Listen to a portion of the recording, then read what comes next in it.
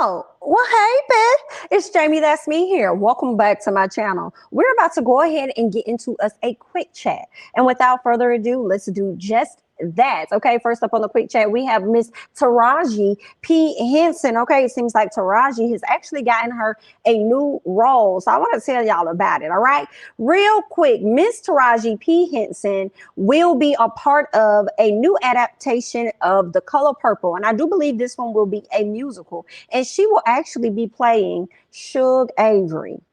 Girl, I can see her in that. I think this is going to be great. I think it's going to be great. Not sure exactly when we're going to get this film, but at this time, we are learning that she will actually be a part of it, okay, whenever production gets into play. And she has booked the role of Miss Shug Avery, okay? So let's go ahead and send our congratulations over there to Miss Taraji P. Henson, okay? Let's move on to some other news here, okay? Last week, I came to you guys with a video regarding this beautiful young woman here by the name of Lauren Smithfield, okay?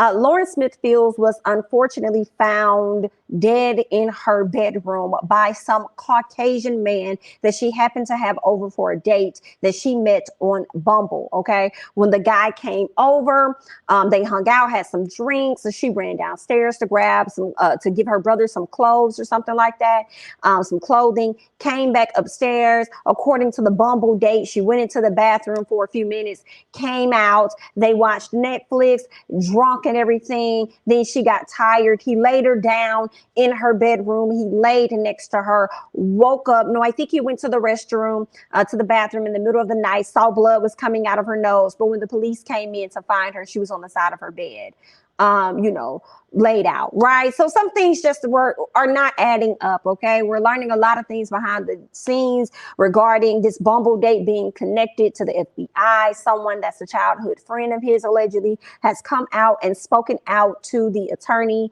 and said that she knows a lot of information regarding him and the different people at the police department. Unfortunately, Lauren's family was not made aware of her passing at all. They didn't hear from her in 24 hours.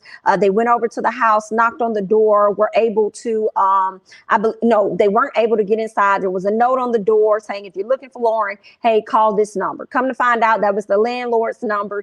When they got up with the landlord called the detective. The detective came out and told them about her passing. What a terrible way to find out this news 24 plus hours later after she's passed away. They said it was no need for them to actually reach out to the family because they had already identified her, as if her family would not want to know what happened to her or where she is.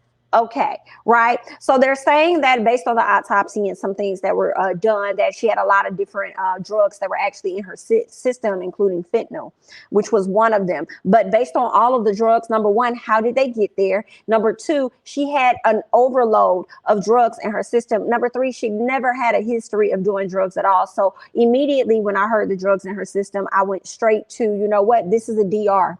This is a DR drug, and that Bumble guy knew exactly what he was doing when he was over there, okay? And I hope that they checked all areas of her body to identify whether or not she was, harmed in that type of manner, okay? So that's just very unfortunate, but we do have some updates, okay? The attorney has been keeping his foot on the police department's neck, so much so that the family has decided to file a lawsuit against the city. Once that happened, that caused for the mayor to come out and be in talks with the attorney. And then he decided that they're going to open this, the murder of her, the death of her. I'm saying murder, girl, but it's the death. At this time, we don't know exactly how or what, right? So he's going to open up an investigation for her particular case because he believes, and this is the mayor believes, along with the attorney and the family, that they mishandled this entire situation. They didn't, surface the apartment for any type of evidence or anything like that. The family found evidence in the home and actually handed it over to the cops. I would have been very sketchy and careful. I would have took a lot of pictures, video, all of that. But everything that I'm telling you guys, you can catch that in the full video of when I, talked about this overall situation regarding Miss Lauren. I really came to you guys to give you a few updates of what we're learning regarding this particular case. So let me go ahead and pull that up. All right.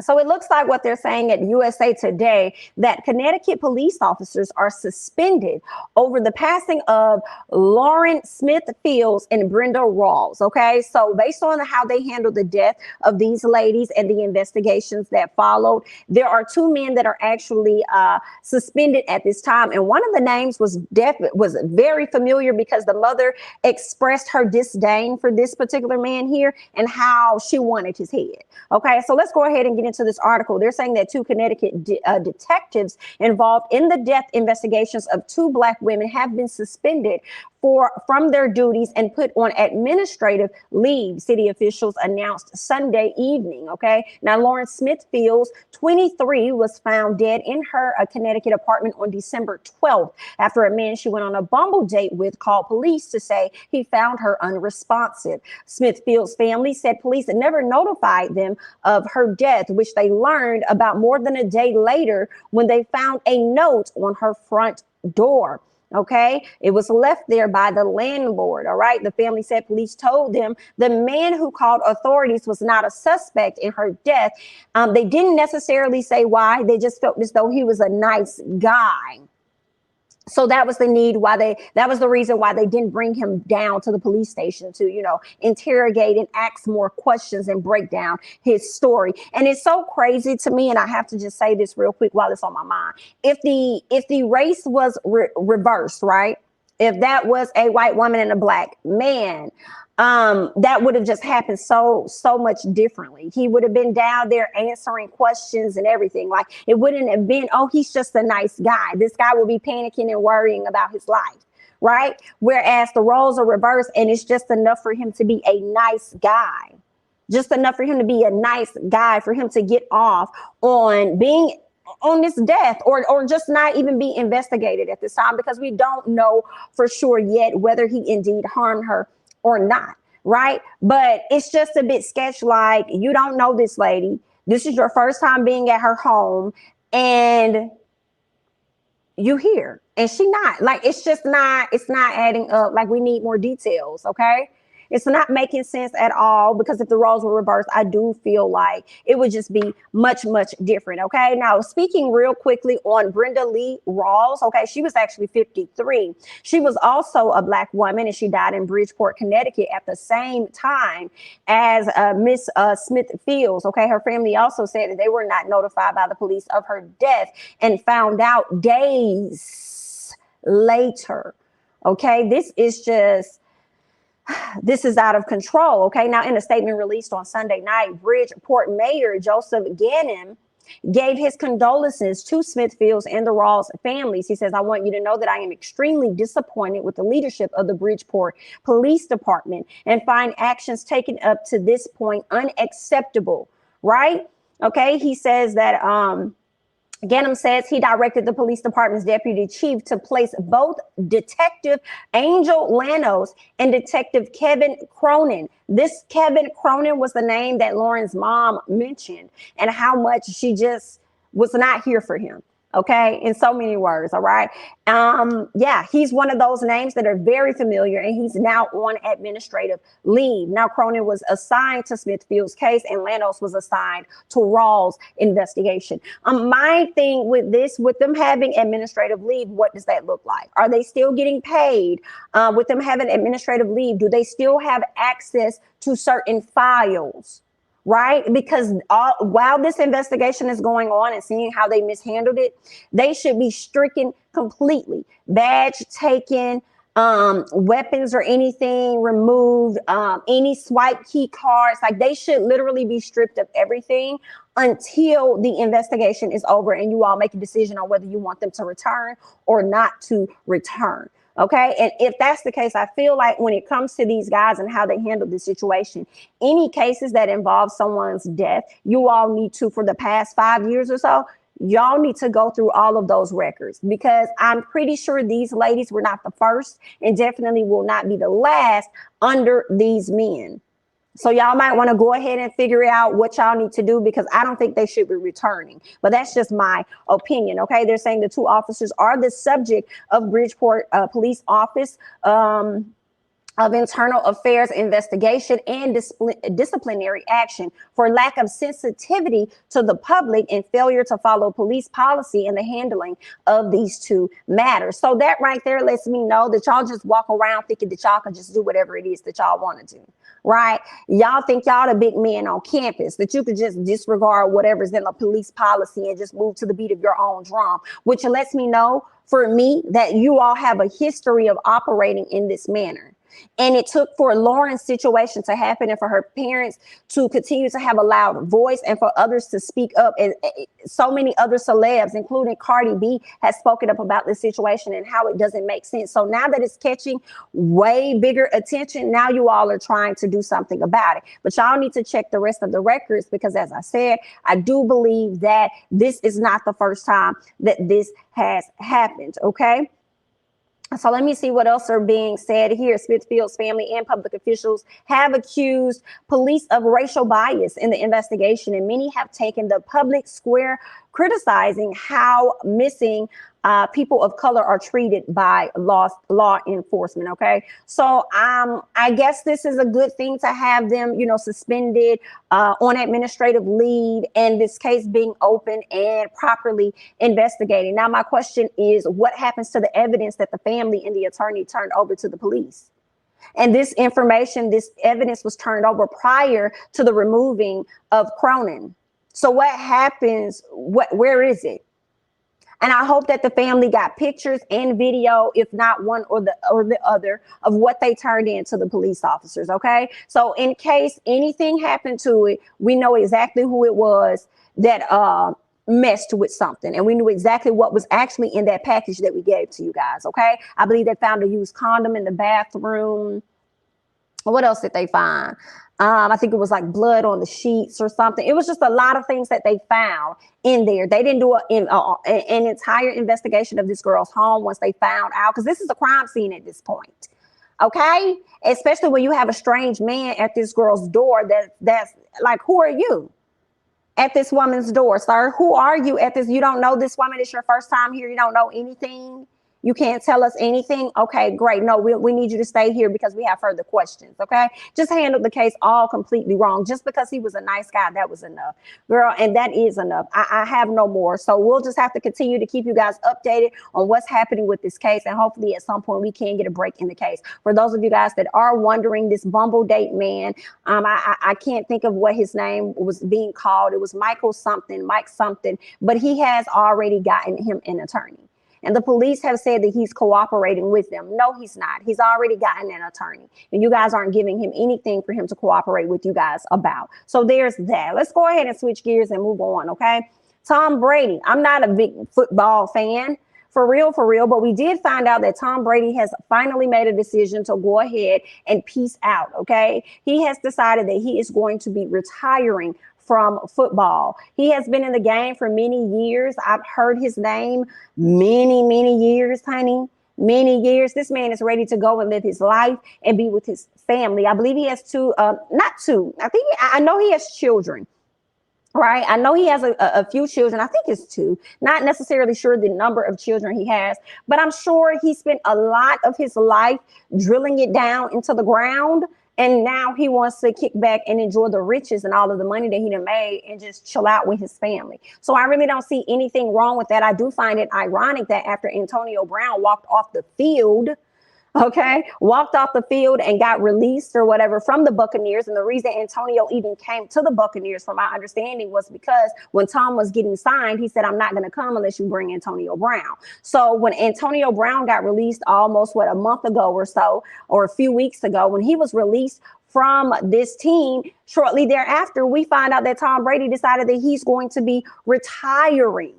Okay, now how do you like those apples? Now, I did hear that it was in much speculation for some time now that he was thinking about retiring. I just find it very interesting that he finally put his, on the table and made a decision shortly after his good guy friend, Mr. Antonio Brown, has decided to go ahead and move on. Okay. Move on off the field and get released from the team. But Antonio Brown is not bothered by that at all, because he's been very vocal, even with his attorney, speaking on mental health and things. And and what he experienced, while playing for these football teams. And he's being very loud and vocal about it. All right. So there's that, guys. Let me know your thoughts and everything down below. Are you a Tom Brady fan? Let me know your thoughts. I want to hear how you're feeling about this situation with Tom Brady retiring. A lot of you guys may be like me. It is what it is, and good luck. We hope that life works out for you on this other half of your life, okay? But I want to hear you guys' thoughts about everything that I've discussed so far on the quick chat. Chime in about Taraji and let me know if you think that she's going to be great at playing this role of Suge Avery. And also chime in and let me know your thoughts about these 2 officers being suspended from the case of Miss Lauren Smithfield, okay? Let me know your thoughts. I'm going to go ahead and move on to more here, okay? I want to talk about, while we're speaking on football, I want to speak on Brian Flores. It looks like he's actually suing the NFL. Okay, they're saying that he is suing 3 teams of the NFL at this time. Baby, that's some serious stuff there. That's some very, very serious stuff there for you to be suing them. He was a former coach of the Miami Dolphins. And it looks like he's suing them over racism, okay, and their hiring practices. Yikes, let's get into it. Straight out the gates, I would say I'm not surprised, and we're gonna see if he's gonna win this case. I kind of hope that he does win it. Like, I haven't seen a whole lot of Black coaches or owners in the NFL, so I don't know if this is yet another club that the old boys have, that they're trying to keep nip tight and only let a few people in because of affirmative action or whatever, just like we'll let a few of you guys in, so it doesn't seem like we're being racial biased or anything like that. Not necessarily sure, but just me wondering. Y'all let me know y'all thoughts down below. But they're saying on ESPN that Brian Flores has sued the NFL, and not just sued teams, but the NFL, okay, the National Football League, okay, along with 3 teams, the Dolphins, the Broncos, and the Giants, alleging discrimination regarding his interview processes with Denver and New York, and his firing last month in Miami, okay? Now, Flores alleges that the Dolphins owner Stephen Ross attempted to incentivize him to tank or purposely lose games shortly after he was hired in 2019, with Ross allegedly offering Flores $100,000 for every loss that season. Flores says that as the team won games in the late season, Dolphins general manager Chris Greer told him Ross was mad that the on-field success was compromising draft position. Wow. Not compromising the draft position. I feel like they also wanted to seem like you weren't doing a great job as a Black coach, is what it's making me think, to be quite honest with you. That's what I'm thinking. And from my understanding with how the draft works, because I'm not an overall, sports girl for real. I like to watch it, but I don't be all into the specifics, right? But I thought that if you aren't doing like a great job, then you have like a higher chance of getting like a really great player in the draft. So I feel like this was a use, like it'll compromise their draft position if they're doing great, if you're doing such a great job. You know what I'm saying? You might not get like basically what they're saying is like you won't get a good position or whatever in the draft or whatever. And they want to get a really good position. So if they're not winning as many games or whatever, then maybe they can, you know what I'm saying? So something's just, something's a little off here, but let's keep going. Fill me in, okay? Fill me in. Let me know more if I'm not capturing the whole thing. So additionally, Flores alleges that Ross pressured him into recruiting a prominent quarterback at the end of season 2019, okay, which the coach refused so as not to violate the NFL's tampering rules. Okay, Ross then allegedly invited Flores onto a yacht for lunch in the winter of 2020, where he informed him that the quarterback was conveniently arriving at the marina for an impromptu meeting. Flores refused the meeting and left the yacht. Afterwards, Flores alleges he was treated with disdain and held out as someone who was non-compliant and difficult to work with.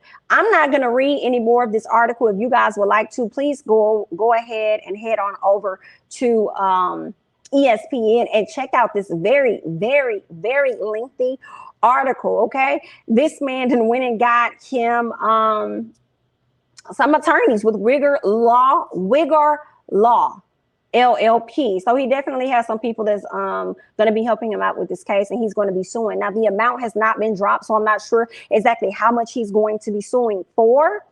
But that's messed up. They want you to do a favor for them to try and make them look good. But if they end up looking bad, it's going to be a reflection on him, not so much as a reflection on them. And then if he makes them look great, then it's going to be like they're going to be the ones that's going to get all of the praises and everything. I don't like that. And then because he chose to have a backbone and not follow the beat of you all's drum, then now y'all want to turn around and fire this man or whatever because he's not going along with your plans and stuff. Yikes, that sucks. That sucks. Oh, hey, you guys leave your thoughts and comments down below regarding this entire situation dealing with Mr. Brian Flores as he sues the NFL and the other 3 teams. Okay, I want to hear you all's thoughts about whether you think he's going to win this case. I hope something comes from it. I'm not going to lie.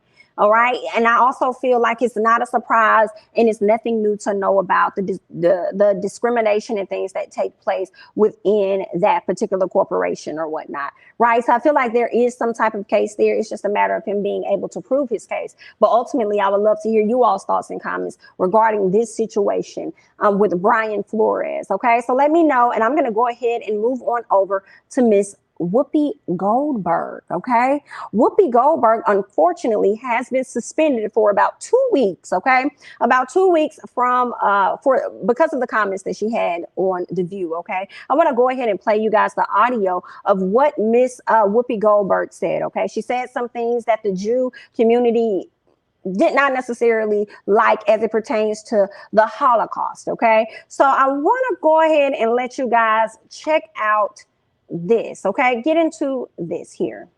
Well, also, if you're going to do this, then let's be truthful about it, because the Holocaust isn't about race. No, it's not about race. No, it's about a different race. But it's not about race. It's not about race. What is it about? Because it's about man's inhumanity to man. That's what it's about. But it's about white supremacy. It's Well, about but going it's after not Jews about and race. gypsies and But these are 2 Romans. white groups of people. Well, that was after black They people didn't see them as white, though. And they were But you're after missing the homosexuals. point. You're missing the point. The minute you turn it into race, it goes down this alley. Let's talk about it for what it is. It's how people treat each other. It's a problem. It doesn't matter if you're black or white, because black, white, Jews, everybody. All right, you guys heard what Miss Whoopi Goldberg had to say regarding the Jews and feeling as though the Holocaust situation had nothing to do with race. Because of what she said, it resulted in a lot of people having feedback about what she said. And it also resulted in the head woman in charge making a decision to suspend Whoopi Goldberg for about 2 weeks. And this was the statement that was put out by Kim Godwin. She says, effective immediately, I am suspending Whoopi Goldberg for 2 weeks for her wrong and hurtful comments. While Whoopi has apologized, I've asked her to take time to reflect and learn about the impact of her comments. The entire ABC News organization stands in solidarity with our Jewish colleagues, friends, family, and communities. Okay, so this is what she said. I also believe that Whoopi came out herself and she ended up giving an apology to a lot of the fans, and this is what she actually had to say. Okay, she apologized to everyone. She says, so yesterday on our show I misspoke. Okay, she says, I said that the Holocaust wasn't about race and it was instead about man's inhumanity to man. But it is indeed about race, because Hitler and the Nazis considered the Jews to be an inferior race. Now, words matter, and mine are no exception. I regret my comments, as I said, and I stand corrected. I also stand with the Jewish people, as they know, and as you all know, because I've always done that. Okay. Now, I just kind of feel like with this statement, her saying what she said, the audio that was just played about the Jews and her feeling like things were not about race, I kind of understand why she would say what she said, okay?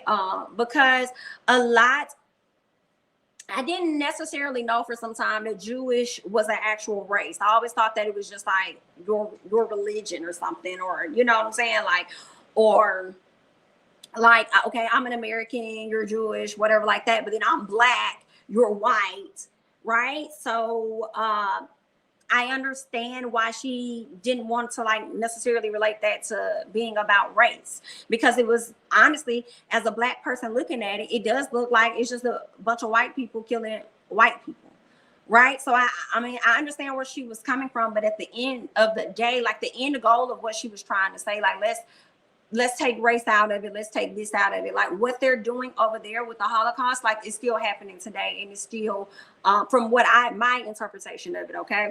And it's still, what happened then with the Holocaust is still somewhat happening today. Is how we treat each other as people. It's just not, it's not just race. Okay, it's bigger than that. All right, I feel like girl, they be over here slaughtering my people and stuff and everything. All right, now we didn't get it to the same capacity current day as they did then. You know what I'm saying? And I mean, you know, two wrongs don't make a right. Like we've gone through our slavery, they've gone through their Holocaust, you know, situation. But I understand where Whoopi was trying to, you know, come from. I didn't think that it warranted her to be suspended, and I really appreciated the apology that she put out. I didn't think it warranted her to be suspended, because I feel like Meghan McCain has got up there and she has said some very horrendous things, and I don't recall a time that she was ever suspended. But y'all feel free to correct me if I'm wrong. I just, you know, I feel like it was 20 on 10.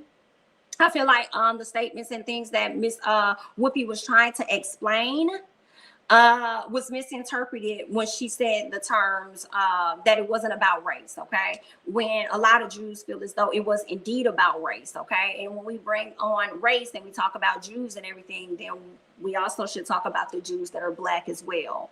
Right. But I don't think a lot of people are ready to enter that type of conversation. I don't have a whole lot to add about the situation regarding Whoopi and everything. I see a lot of people talking about it. So I just wanted to give my thoughts about me feeling like she should not have been suspended when other people have gotten on that same platform and have been highly disrespectful on different levels.